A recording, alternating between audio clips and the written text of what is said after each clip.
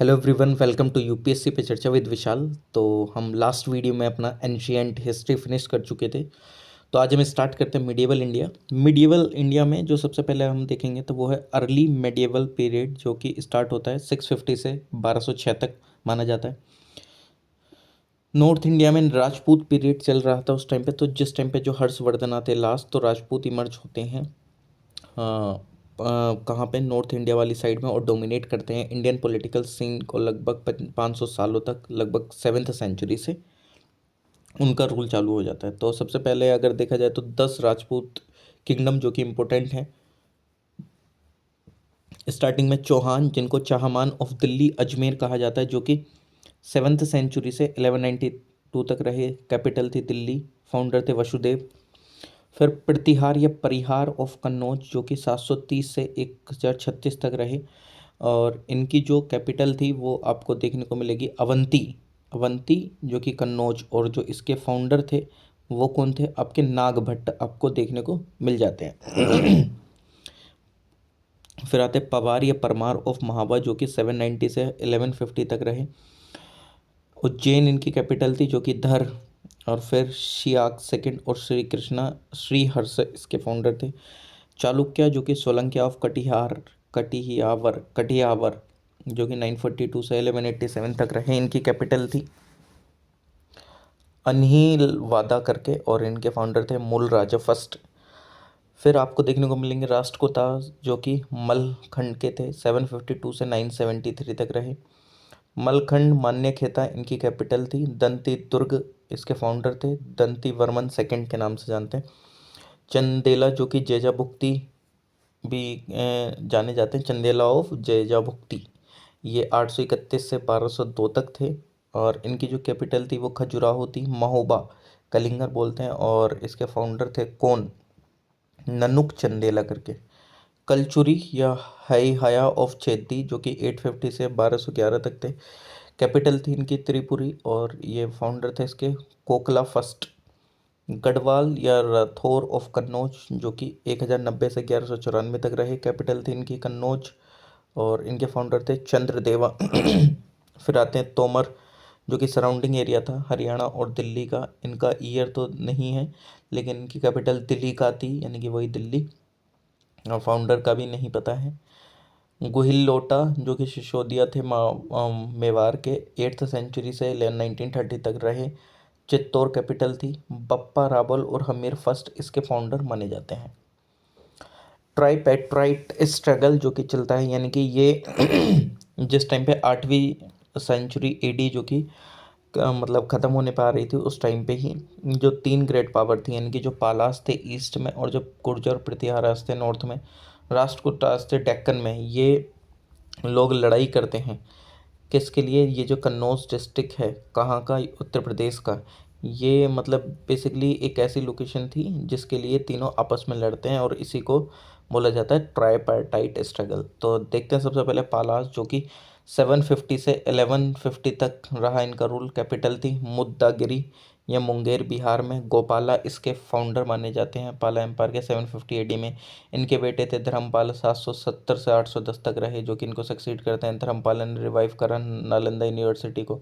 उन्होंने फाउंड करा विक्रमशिला यूनिवर्सिटी को भी। जो पाला डायनेस्टी थी वो सक्सीड करेगी सैन्य डायनेस्टी के द्वारा, जो कि बंगाल के थे। जयदेवा, जो कि गीता गोविंदा लिखी थी, ये ग्रेट कोर्ट पोइट थे लक्ष्मण सेन के।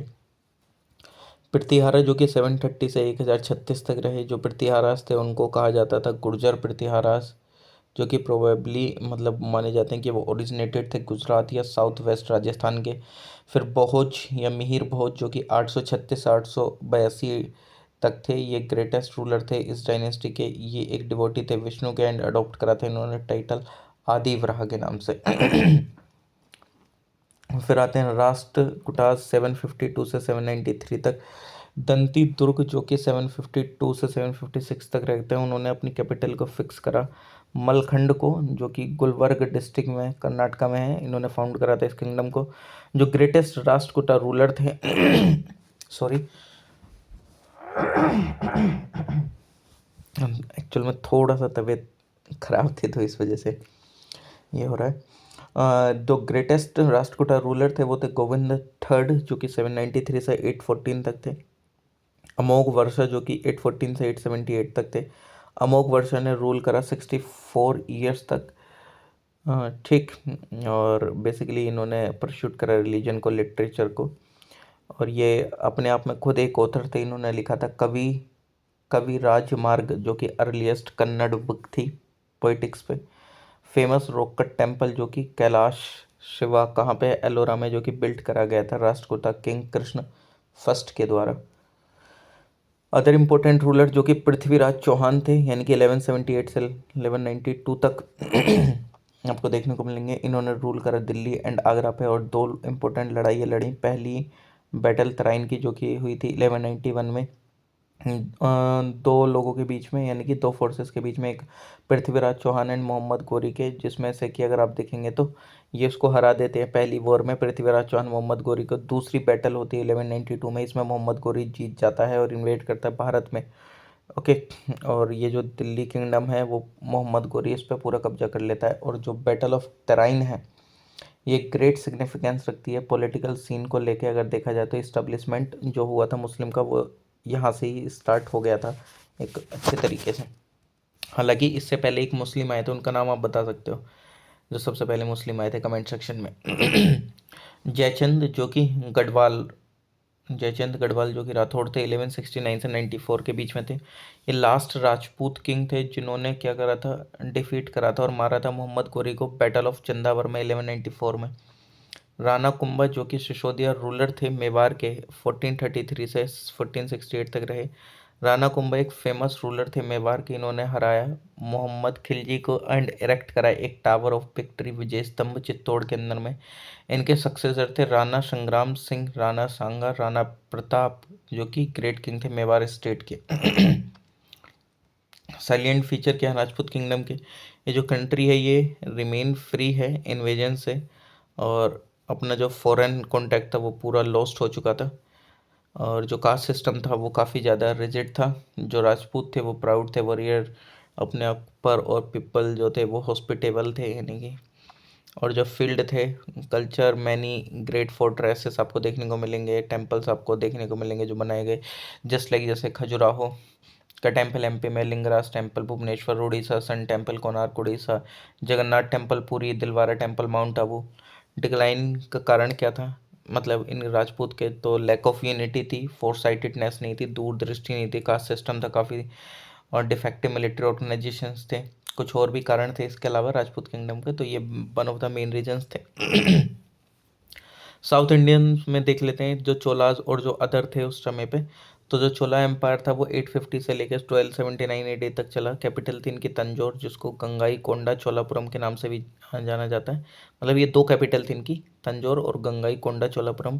जो फाउंडर थे चोला डायनेस्टी के वो विजयालय थे, जो कि फर्स्ट फ्यूडेटरी थे पल्लवास के। इन्होंने कैप्चर करा था तंजौर को 850 एडी में। जो ग्रेटेस्ट चोला रूलर थे वो थे राज राजा, जो कि 985 से 1014 एडी तक रहे। और इनके बेटे थे राजेंद्र फर्स्ट, जो कि 1014 एडी से 1044 एडी तक रहे। राजा राजा ने बिल्ड करा बृहदेश्वरा या राजा राजेश्वर टेम्पल, जो कि एट्रीब्यूटेड है शिवा को, तंजौर में। राजेंद्र फर्स्ट जो कि जिन्होंने कॉन्कर करा Orissa, Bengal, Burma and Andaman and Nicobar island को। जो चोला डायनेस्टी थी वो अपने जेनिथ पे थी राजेंद्र फर्स्ट के टाइम पे। राजेंद्र फर्स्ट ने टाइटल एज्यूम करा गंगाई कोंडा चोला और बिल्ड करा सिटी गंगाई कोंडा चोलापुरम। जो लास्ट रूलर थे चोला डायनेस्टी के वो थे राजेंद्र थर्ड, और जो किंग थे वो हेड होते थे सेंट्रल अथॉरिटी के, जो कि हेल्प करी जाती थी काउंसिल ऑफ मिनिस्टर के द्वारा। और जो एडमिनिस्ट्रेशन था वो डेमोक्रेटिक था।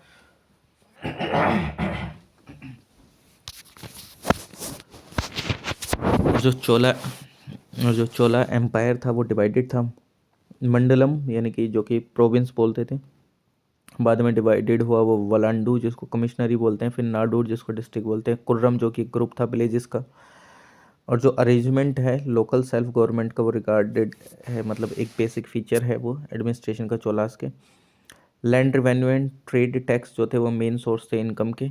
और जो स्टाइल है आर्किटेक्चर का वो आपको देखने को मिलेगा इस समय पे वो ड्रेविडा था कैलाशनाथ टेम्पल जो कि कांचीपुरम है, वहाँ पर आपको देखने को मिलेगा। इसके अलावा आपको इमेज मेकिंग जो कि अपने क्लाइमैक्स पर रीच करी थी इस समय पे, डांसिंग फिगर जो कि सिवा की, उसको बोला जाता है नटराज। ओके।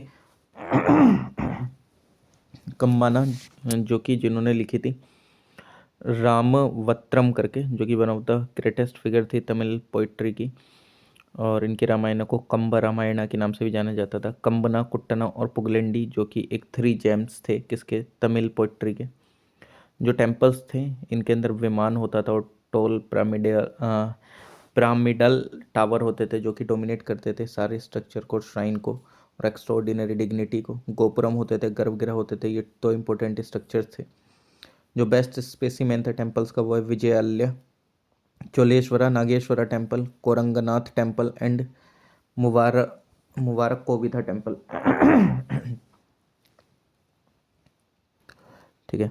इसके अलावा जो किंगडम थे साउथ के, जैसे वेस्टर्न या लेटर चालुक्य 973 से 1200 तक थे। कल्याणी कर्नाटका इनकी कैपिटल थी।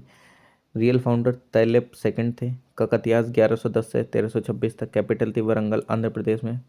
प्रोला राजा सेकंड इसके फाउंडर थे। यादवास 1187 से 1312 तक के बीच, कैपिटल थी Devagiri Maharashtra. Bhillama fifth real founder थे। होयसलास 1173 से 1342। द्वार समुद्रम कर्नाटका इसकी कैपिटल थी। वित्तिगदेव विष्णुवर्धन रियल फाउंडर माने जाते हैं। और जो टेम्पल थे होयसलेश्वरा का, जो कि द्वार समुद्रम मॉडर्न हेलेबिड है, ये ग्रेटेस्ट अचीवमेंट है होयसला आर्ट की। ठीक। फिर आते हैं सल्तनत पीरियड जो कि 1206 से 1526 तक चला। जो दिल्ली सल्तनत थी, जो बैकग्राउंड है दिल्ली सल्तनत का, जो फर्स्ट मुस्लिम इन्वेजन जो कि मोहम्मद बिन कासिम का था 712 एडी में। मोहम्मद बिन कासिम जिनने इन्वेड करा था 712 एडी में और कॉन्कर करा था सिंध, जो कि बन गया था प्रोविंस उमैयद खिलाफत करके। जो फर्स्ट तुर्किश इन्वेजन था वो मोहम्मद गजनबी का था इन्वेजन 998 से 1030 एडी तक। सुल्तान जो थे महमूद ऑफ गजनी, जिन्होंने 17 बार भारत पर अटैक करा। ठीक।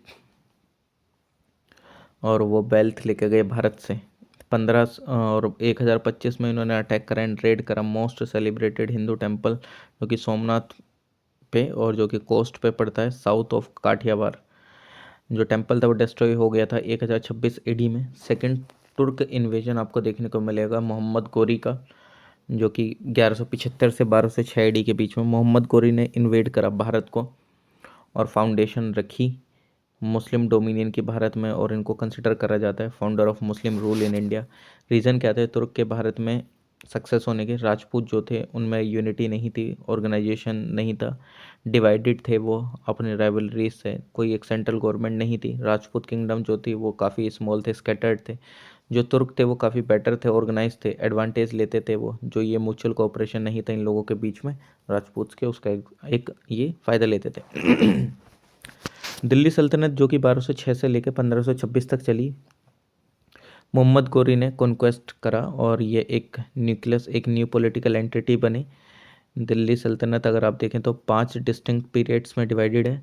स्लेव डायनेस्टी 1206 से 1290, खिलजी डायनेस्टी 1290 से 1320, तुगलक डायनेस्टी 1320 से 1414, सैयद डायनेस्टी 1414 से 1451, लोधी डायनेस्टी 14 से 51 से 1526। स्लेव डायनेस्टी स्टार्ट करते हैं जो कि 1206 से 1290 एडी तक चला। कुतुबुद्दीन ऐबक जो कि 1206 से 1210, एक तुर्किश स्लेव जो कि ओरिजिन से ये इनको परचेज करा गया था, मतलब इनको कौन लेके आए थे? मोहम्मद गोरी के द्वारा इसको परचेज करा गया था, जो कि इन्होंने बाद में इसको गवर्नर भी बनाया था अपना। और मोहम्मद गोरी की डेथ के बाद ऐबक जो थे वो हिंदुस्तान में इस स्लेव डायनेस्टी के फाउंडर हो जाते हैं। यानी कि मोहम्मद गोरी जब जा रहे थे तो कुतुबुद्दीन ऐबक को यहाँ पे एक गवर्नर बना के छोड़ गए थे, तो जब उनकी डेथ होगी तो इन्होंने स्लेव डायनेस्टी की नींव रख दी। ठीक, 1206 में। और अगर आप देखेंगे तो इनको एक टाइटल भी दिया गया है लाख बख्श के नाम से, गिवर ऑफ लाख्स। इनकी डेथ हो गई थी 1210 में, जिस टाइम पे चौगान यानी कि पोलो खेल रहे थे, और इन्होंने कंस्ट्रक्ट करे 2 मॉस्क, जिसको क्यूबतुल इस्लाम जो कि दिल्ली में है, या अदाही दिन का झोंपड़ा जो कि अजमेर में है। और इन्होंने स्टार्ट करा कंस्ट्रक्शन कुतुब मीनार का बेसिकली किसके याद में? फेमस सूफी संत ख्वाजा कुतुबुद्दीन बख्तियार काकी के।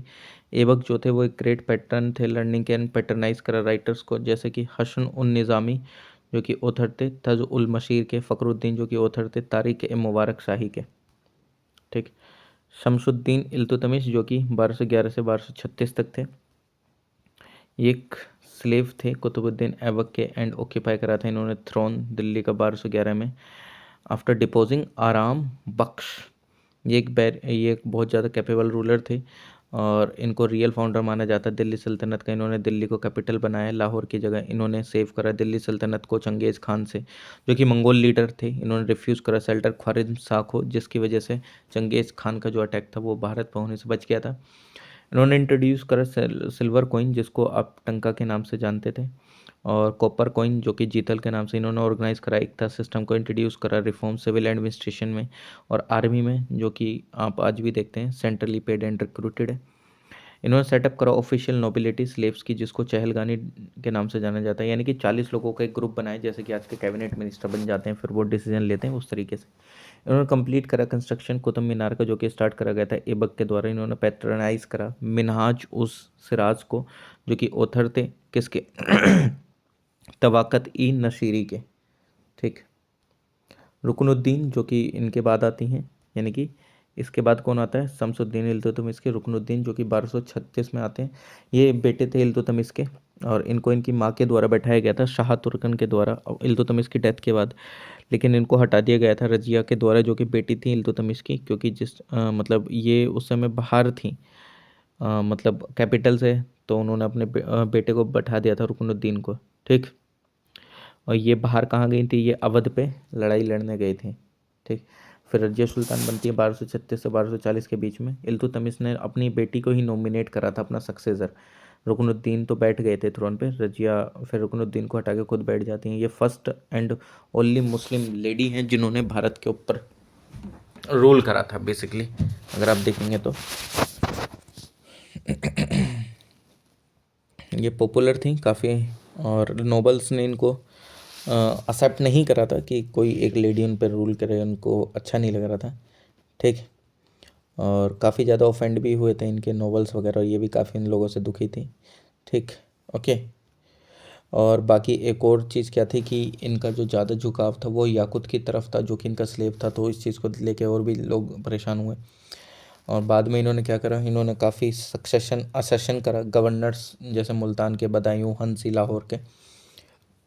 ओपनली रिवोल्ट कर दिया इन्होंने, मतलब ये जो जितने भी थे गवर्नर थे उन्होंने रिवोल्ट कर दिया इनके खिलाफ। और एक सीरियस रेबिलियन हुआ भटिंडा में। जो अल्तूनिया थे वो गवर्नर थे भटिंडा के, उन्होंने एक्सेप्ट करने से सिजरेनिटी को भी मना कर दिया था इनकी। तो रज़िया खुद जाती हैं याकूत के साथ वहाँ पे, मतलब बेसिकली तो क्या होता है कि वो अल्तूनिया जो है वो याकूत को मार देते हैं और रज़िया को ग़ुलाम बना लेते हैं। फिर बाद में रज़िया अल्तूनिया से मैरिज कर लेती हैं और जिस टाइम पे वो दोनों दिल्ली की तरफ आ रहे होते हैं तो उनकी बीच में ही कैथल के पास हरियाणा में डेथ हो जाती है। और ये आज भी एक कॉन्स्पिरेसी है भाई, उनकी डेथ कैसे हुई, असिस्टिनेट कैसे, किसने करा। आई थिंक सिरहिंद के पास या कैथल में, तो ही कैथल में ही करा था। बहरम शाह 1240 से 1242 के बीच में रजिया के बाद इल्तुतमिश के जो कि तीसरे बेटे थे बहरम शाह, वो गद्दी पे बैठते हैं। और ये क्या मतलब किसके द्वारा बैठाया जाता है, ये जो ग्रुप था 40 का, जो कि 40 थी इल्तुतमिश के द्वारा बनाई गई थी, उसने बैठाया था। और इनको कंसिडर करा जाता है एक डी ज्यूरी रूलर, और जो नाइब ए ममलक जो कि रीजेंट थे उनको डिफेक्टो रूलर मतलब समझा जाता है। बहरम शाह जो कि अपनी जान गंवा चुके थे, उनका जो एक फेल्ड अटेम्प्ट हो गया था उनकी अथॉरिटी पे, मतलब basically to assert his authority once on the throne after his failed attempt. Okay. इनके बाद आ जाते हैं मसूद शाह 1242 से 1246 के बीच में। ये बेटे थे रुकनुद्दीन के, लेकिन इनको डिपोज कर दिया गया था बलबन के द्वारा। और जो नसीरुद्दीन महमूद की जो मदर थी मलिक ए जहाँ, वो कॉन्स्पिरेसी करती हैं इनके खिलाफ और इस्टेब्लिश कर देती हैं नसीरुद्दीन मोहम्मद को as the new sultan. Okay. यानी कि ये जो थे मसूद शाह ये बेटे थे रुकनुद्दीन के, लेकिन इनको डिपोज ऑफ कर दिया जाता है बलबन के द्वारा। और बाद में जो नसीरुद्दीन मोहम्मद की जो मदर थी मलिक ए जहाँ, वो अपने बेटे को बना देती हैं सुल्तान। और ये जो थे ये बेटे थे किसके, इल्तुतमिश के, और ये जाने जाते हैं दरवेशी किंग के नाम से भी।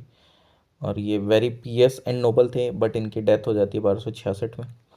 फिर आते हैं गयासुद्दीन बलबन 1266 से 87 तक। बलबन जो है कि असेंड करते हैं इस थ्रोन को 1266 में, और ये जितनी भी पावर थी चालीसा की उसको हटा देते हैं, रिस्टोर करते हैं प्रेस्टीज क्राउन का। और ये ग्रेटेस्ट कंट्रीब्यूशन था इनका स्टेबिलिटी को लेकर सल्तनत में। इन्होंने अपने आप को वेल इन्फॉर्म रखा बलबन के अपॉइंटेड स्पाइस से। इन्होंने क्रिएट करा एक स्ट्रॉन्ग सेंट्रलाइज्ड आर्मी जो कि डील करती थी इंटरनल डिस्टर्बेंसेस से रिलेटेड, और एंड टू चेक मंगोल्स, जो कि एक डेंजर था, एक सीरियस डेंजर था दिल्ली सल्तनत के लिए। इन्होंने इस्टेब्लिश करा मिलिट्री डिपार्टमेंट जिसको दीवानी आर्ट्स के नाम से जानते हैं। इनके जो पर्शियन कोर्ट मॉडल थे वो इन्फ्लुएंस हुए बलबन की कंसेप्शन और किंगशिप को लेके। इन्होंने एक टाइटल लिया जिल ए इलाही, यानी कि ये शेडो ऑफ गॉड है, ये भगवान की परछाई है एक तरीके से। इन्होंने इंट्रोड्यूस करा सिजदा, यानी कि मोनार्क के सामने आके आपको झुकना होता था एक तरीके से, बिफोर द मोनार्क। पैवबोस यानी कि उनके चरणों पे यानी कि पैरों पे किस करना होता था, एक नॉर्मल फॉर्म ऑफ सैल्यूटेशन था। डिस्ट्रॉय करा मेवाती राजपूत ब्रिगेड को दोआब में, और जो फॉरेस्ट कट करे और फोर्ट्स को बिल्ड करा। अपने लास्ट दिनों में इन्होंने ओवरलुक करा सल्तनत अफेयर्स को। इनकी डेथ की वजह से जो इनका जो एक एल्डेस्ट और जो मोस्ट लविंग सन था मोहम्मद, उनकी डेथ हो गई थी, ठीक। एंड रेवेलियन बाय, मतलब ये काफ़ी अच्छे से चीज़ों में नहीं हो पा रहे थे इंगेज, मतलब सल्तनत में ज़्यादा, क्योंकि जब इनके एकदम प्रिय बेटे की डेथ हो गई थी तो इस वजह से। ओके, तो फिर इनके ही एक रेविलियन, इनके ही एक जो कि most closest and most loved slave थे तुगरिल, जिसको मोहम्मद के नाम से जाना जाता है, वो मर मतलब वो क्या करते हैं, रेबिलियन करते हैं। मोहम्मद मर जाते हैं फाइट करते हुए मंगोलियन से 1285 में, और जो ये तुगरिल हैं वो कैप्चर कर लेते हैं, और फिर वो आगे आगे बढ़ाते हैं इस चीज़ को। कैकुबाद आते हैं 1287 में, 1290 तक रहते हैं। ये जो थे ये ग्रैंड सन थे बलबन के, जो कि थ्रोन पे बैठते हैं फ़खरुद्दीन के द्वारा, जो कि कोतवाल थे दिल्ली के, और ये एक एज्यूम करते हैं हाई पॉलिटिकल अथॉरिटी अपने लास्ट डेज में बलबन के। और लेकिन जो ये कैकुबाद थे ये मार दिए जाते हैं खिलजी फैमिली के द्वारा, और यहाँ पर स्लेव डायनेस्टी का खात्मा हो जाता है, और बिगनिंग होती है खिलजी डायनेस्टी की। ओके, क्योंकि नए लोग बैठते हैं फिर आके। खिलजी डायनेस्टी 1290 से 1320 एडी तक चली। जलालुद्दीन खिलजी 1290 से 96 तक रहे। जलालुद्दीन खिलजी ने फाउंडेशन रखा इस खिलजी डायनेस्टी का। अलाउद्दीन खिलजी 1296 से 1316 तक रहे। ये इनके भतीजे थे किसके, जलालुद्दीन को, और ये दामाद भी थे क्योंकि इन्होंने इसकी बेटी से शादी कर ली थी। अलाउद्दीन खिलजी जो कि इन्होंने ही मारा था, और फिर ये गद्दी पे बैठे थे 1296 में। ये फर्स्ट तुर्किश सुल्तान थे दिल्ली के जिन्होंने सेपरेट करा रिलीजन को पॉलिटिक्स से। इन्होंने प्रोक्लेम करा कि जो ये राजशाही है वो किंगशिप, यानी कि किंगशिप नोज नो किंगशिप, यानी कि ये नहीं कि राजा का बेटा है वो राजा बनेगा, यानी कि जो ये किंगशिप है उसमें कोई भी किंगशिप नहीं होती। अलाउद्दीन का इम्पीरियलिज्म अगर देखा जाए तो अलाउद्दीन ने अनेक्स्ट करा गुजरात को 1298 में, रणथंभौर को 1301 में, मेवाड़ को 1303 में, मालवा को 1305, जालौर 1311। डेक्कन में अलाउद्दीन की आर्मी जो थी वो लेड करी जा रही थी मलिक काफूर के द्वारा, जिनने डिफीट करा रामचंद्र को जो कि यादव रूलर थे देवागिरी के, और प्रताप रुद्र देवा को जो कि काकटिया रूलर थे वरंगल के, और बीर बल्लाल ठड को जो कि होयसला रूलर थे द्वार समुद्रा के, और बीर पांड्या जो कि पांड्यान रूलर थे मदुराई के। उन्होंने सबको हराया इनको। एडमिनिस्ट्रेटिव रिफॉर्म अगर देखा जाए तो इन्होंने क्या करा, अवॉइड करने के लिए प्रॉब्लम्स को जो कि क्रिएट करी जा रही थी नोबल्स के द्वारा, अलाउद्दीन ने 4 ऑर्डिनेंसेस इशू करे। जो कि पहला था फर्स्ट ऑर्डिनेंस, जिसका एम था कि कॉन्फिस्केशन करा जाए रिलीजियस एंडोमेंट्स का, और फ्री ग्रांट्स दिए जाएं लैंड के। सेकेंड ऑर्डिनेंस में अलाउद्दीन ने रीऑर्गेनाइज करा स्पाइस सिस्टम को। थर्ड ऑर्डिनेंस में प्रोहिबिट करा वाइन का यूज़। फोर्थ ऑर्डिनेंस इशू करा गया अलाउद्दीन के द्वारा, जिसके अंदर में था कि जो नोबल्स हैं उनकी कोई एक सोशल गैदरिंग नहीं होगी, और वो इंटर मैरी नहीं कर सकते बिना उसकी परमिशन के। इन्होंने इंट्रोड्यूस करा, यानी कि अलाउद्दीन ने इंट्रोड्यूस करा दग, यानी कि जो branding of horse system, and चेरा, जो कि डिस्क्रिप्टिव रोल होता था सोल्जर्स का। तो दग एंड चेरा इन्होंने इंट्रोड्यूस करा। बेसिकली अलाउद्दीन ने ऑर्डर करा कि जितने भी ये लैंड्स हैं उनको मेज़र करा जाए और बाद में शेयर जो है स्टेट का वो फिक्स करा जाए। जो पोस्ट थी स्पेशल ऑफिसर की उसको मुस्तक राज के नाम से जाना जाता था, जो कि क्रिएट करी गई थी एक रेवेन्यू को कलेक्ट करने के पर्पज़ से। जो पीजेंट थे उनको पे करना पड़ता था produce as a land revenue. और जो अलाउद्दीन थे उन्होंने फिक्स कर दी थी कॉस्ट कमोडिटीज़ के लिए। और इस पर्पज़ के लिए उन्होंने सेटअप करी थी 3 मार्केट दिल्ली में। एक मार्केट जो कि फूड ग्रेन्स की होती थी, दूसरी वाली सिर्फ क्लोथ की होती थी, तीसरी घोड़ों की, स्लेव की एंड कैटल की होती थी। हर एक मार्केट जो कि एक कंट्रोल होती थी एक हायर ऑफिसर के अंडर में, जिसको शाहाना के नाम से जाना जाता था, जो कि मेंटेन करता था एक रजिस्टर इन मर्चेंट्स को और स्ट्रिक्टली कंट्रोल करता था शॉपकीपर्स को एंड प्राइसेस को। और बाद में इन पे चेक ऑन करा जाता था मार्केट को, जो कि 2 ऑफिसर्स के द्वारा, दीवाने कियासत एंड शाहाना ए मंडी के द्वारा। जितने भी ये गुड्स थे वो सेल करे जाते थे, ब्रॉड करे जाते थे ओपन मार्केट में। किसके द्वारा? सराय ए अदल के द्वारा। और जितने भी ये फोर्ट्स थे वो बिल्ट करे गए इन लोगों के द्वारा। और जो मोस्ट इम्पोर्टेंट था इनमें वो था अलाई फोर्ट करके। इसने कंस्ट्रक्टेड करा अलाई दरवाज़ा, और जो कि एंट्रेंस था गेट का, कौन किसका? कुतुब मीनार के। और इसने क्या करा? बिल्ड करा प्लेस ऑफ 1000 पिलर, जिसको हजार सुतुन के नाम से बोला जाता है।